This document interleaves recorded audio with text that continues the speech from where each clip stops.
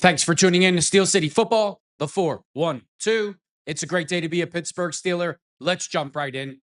So the Pittsburgh Steelers, they get really good news before their matchup with the Cleveland Browns. Jalen Ramsey is expected to play tomorrow, along with Joey Porter Jr. and Deshaun Elliott. Looks like our secondary will be at full strength tomorrow afternoon at 1 p.m. at Acrisure Stadium versus the Cleveland Browns.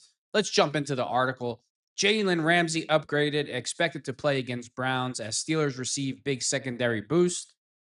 I hope he doesn't rush back too soon and then he re-injures it, or it's just hampers him for the next couple of weeks. I would rather I'd rather Jalen Ramsey be at full strength for the Green Bay game. I'm hoping we could beat the Cleveland Browns without Jalen Ramsey. So I hope he doesn't get out there and tweak it or have something bad happen. I know he wants to play, and trust me, I want him to play, but you see where I'm going. Pittsburgh Steelers cornerback Jalen Ramsey has been upgraded from questionable and is expected to play tomorrow against the Cleveland Browns. Team spokesman Burt Lawton tweeted Saturday morning, Ramsey suffered a hamstring injury during the team's Week 4 win over the Minnesota Vikings, attempting to but unable to play through the injury. Pittsburgh's Week 5 bye offered an extra week of recovery, and assuming he suits up, Ramsey will have missed 0 time because of the injury. His return means Pittsburgh will have a fully healthy secondary. Veteran strong safety Deshaun Elliott returned for the Week 4 after missing 2 games with a knee injury, while cornerback Joey Porter Jr. is set to play for the first time since Week 1 due to his own hamstring injury. For the first time all season, all 11 projected starters are expected to play. In Week 1, the team went without rookie defensive lineman Derek Harmon, along with rotational edge Nick Herbig. Speaking to reporters Friday, Ramsey expressed optimism about his health, but did not guarantee he would play. He failed to practice on Wednesday or Thursday, but was listed as a full participant on Friday, leading to his questionable tag. I love the divisional rivalries. I love the divisional matchup. I'd rather see the Steelers play the Browns than the Steelers play the Cowboys. I know the Packers is a big game, but I absolutely love AFC North divisional football. Whether the Steelers are playing the Bengals, the Browns, the Ravens, it doesn't matter. These are my favorite games to watch. I don't care how bad the Browns are. It's my favorite game to watch. It's TJ Watt's birthday today. Cam Hayward pranks TJ Watt on his birthday. Here is a video of the mariachi band playing Happy Birthday to TJ Watt on Saturday via Cam Hayward on Instagram. Happy birthday to you.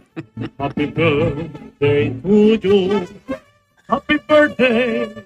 Happy birthday. Happy birthday to you. Feliz cumpleaños a ti. Que los cumplas feliz. Que los sigas cumpliendo hasta el año 10,000.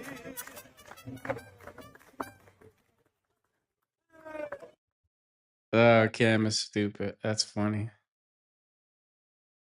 It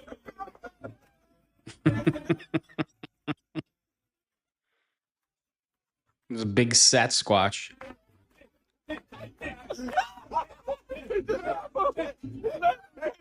Yes, great job.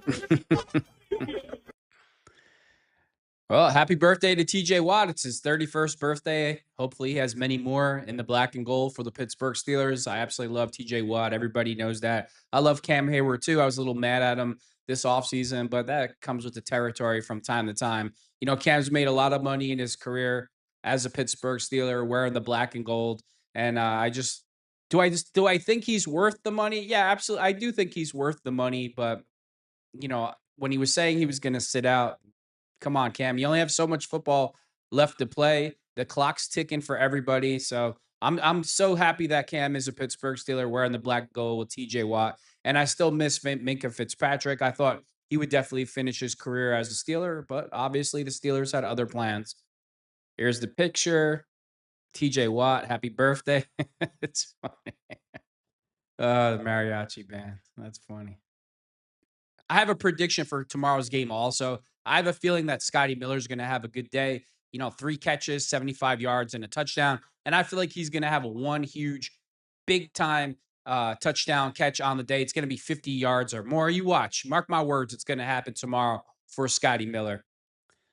Beat writer argues Steelers are mishandling Kaleb Johnson and Roman Wilson. I could not disagree more. I just don't think they're good enough to crack the starting lineup. I don't think that Coach Tomlin, if they were good enough to crack the starting lineup, I think they'd both be playing. So I could disagree with this article more. Fabo went on to say, I know everyone's furious at him because he made that major blunder on a kick return. DeFabo said Friday on 93.7 The Fan. At the same time, you see every single other rookie running back is being productive.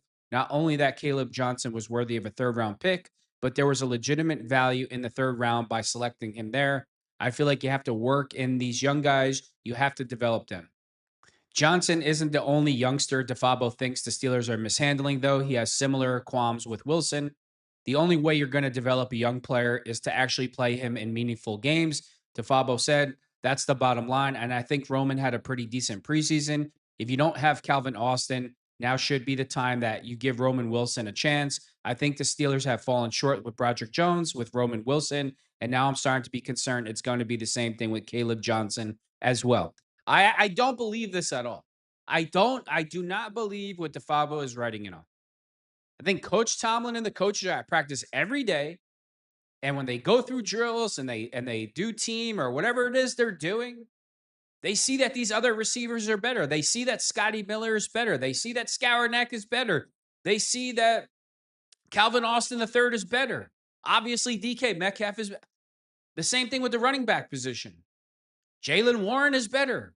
Gainwell is better. And they see it every day firsthand. If these players are not better than the players that you already have, and you see it every day in practice, like he's definitely not better than them, why would you give him an opportunity just because you drafted him? It makes no sense. This logic makes no sense. Whether you're drafted in the first round or the 12th round or a free agent or wherever the hell you came from, the best player should always play. Now, if Coach Tomlin and the coaches get together at the end of the day and they're like, well, this is the best. We're going to go through the depth chart, and this is who I believe is at the best at every position. And I'm sure they sit there as a group and they come up with who's fourth on the depth chart, who's fifth on the depth chart, and the reasons why. I have full confidence in Coach Tomlin and the coaching staff that they're making the right decisions, who to put on the field. I don't think that they're holding these players back at all. When the Pittsburgh Steelers and the coaching staff drafted these players, I thought they probably thought for sure, oh, we're going to draft them and they're going to come to practice and stand out and they're going to grab the starting job and it's going to be a no-brainer. And since they have arrived wearing the black and gold, it's been anything but. If you get out there on the field and Scotty Miller is obviously better than Roman Wilson, who are you going to play? If DK Metcalf is obviously better, if Calvin Austin is obviously better, who are you going to play? This is the big boy league. This isn't Pop Warner where your daddy coaches you and he puts you in because you're his favorite son and all that type of garbage. I don't agree with this article at all. Gainwell had 15 carries for 99 yards last week when Jalen Warren was out. You saw what he could do catching the ball, running the ball, blocking. He's an excellent back. We all know Jalen Warren signed a 2-year deal. He's going to be the starter. That doesn't leave a lot of carries for Kaleb Johnson at all. Do I think he's going to contribute at all this season to the Pits? No, I do not. And why do I think that? I don't think it's Coach Tomlin. Coach Tomlin's given plenty of opportunities for him to prove to be that guy. You saw the preseason. Oh, what? That doesn't count? It doesn't count? Of course it counts. He couldn't pick up a yard. He didn't hit the hole fast enough and decisive enough, and the hole would close and he wouldn't get any yardage. We watched the games. Everything matters. I don't understand how these beat writers and fans are, oh, it's just preseason. It doesn't matter. Everything matters. When you practice, it's on tape for a reason. It's on video for a reason. Every single rep, every single yard, it's a game of inches. Everything matters. Like Justin Fields the other day. Oh, no big deal. We just got to fix a little thing right here. That's why the Jets are 0-5. Every single thing is a big deal. And if you don't play with a sense of urgency, where every single play is do or die, like your life depends on it, you're not going to be a good NFL player. Aaron Rodgers shows you this all the time. He demands and commands excellence on every single play with everything they do. Kaleb Johnson, go back to the film in the preseason. Watch it. He kind of like doesn't hit the hole fast enough. He's not decisive enough. The hole closes up and he can't get anywhere. Roman Wilson, I just think I don't even, if I'm a defense and I play Roman Wilson, I'm pressing Roman Wilson the entire game and making him win the line of scrimmage battle to get off the line of scrimmage because doesn't look super strong to me and he looks ultra thin. Yeah, he's fast, but everybody's fast. I'm going to have my corner be ultra physical with him the entire game and not let him off the line of scrimmage. I'm sure Coach Tomlin and the coaching staff see a lot of things during practice that we don't see. Oh, yeah, you want me to believe that Roman Wilson's actually Puka Akua, but Coach Tomlin is not using him the right way and he's not putting him in the game. I don't believe that at all. I'm going to end it with this as my prediction for tomorrow. I think the Steelers win this game by 3 points or less. I think this game is going to go down to the wire and be a lot tougher competition than people expect. And with that being said, thanks for tuning in to Steel City Football, the 4-1-2.